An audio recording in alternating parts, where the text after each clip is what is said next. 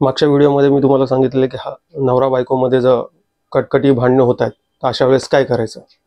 तर अशा वेळेस काय करायचं की तुम्हाला संध्याकाळच्या वेळेला संध्याकाळी 7च्या नंतर एक कापूर घ्यायचा आहे, एक प्लेट घ्यायची, त्या प्लेटमध्ये तांदूळ टाकायचे, त्या तांदळावर एक कापूर आणि त्या कापरावर एक लवंग ठेवायची आणि ती प्लेट जिथं नवरा बायको शयन करतात म्हणजे बेडरूम असेल तुमच्या बेडरूममध्ये ठेवायची, या जिथं तुम्ही झोपता त्या ठिकाणी ठेवायची आणि तो कापूर जाळायचा आणि कुलदेवतेचं स्मरण करून, कुलदेवतेचं स्मरण म्हणजे कुलदेवतेचं नाव घ्यायचं नाही। बऱ्याच लोकांना कुलदेवत कोण आहे आपली हे माहिती नसतं, तर नाव घेणं गरजेचं नाही आहे। फक्त ओम कुलदेवताय नमः हे तुम्हाला 11 वेळा उच्चारण करायचं आहे, कुलदेवतेचं स्मरण करायचं आहे आणि घरात वादविवाद होऊ नये किंवा हजबंड वाईफ दोघेही घरात शांत राहावे, घरात शांतता राहावी, सुख समृद्धी राहावी अशी प्रार्थना करून तो कापूर तुम्हाला जाळायचा आहे।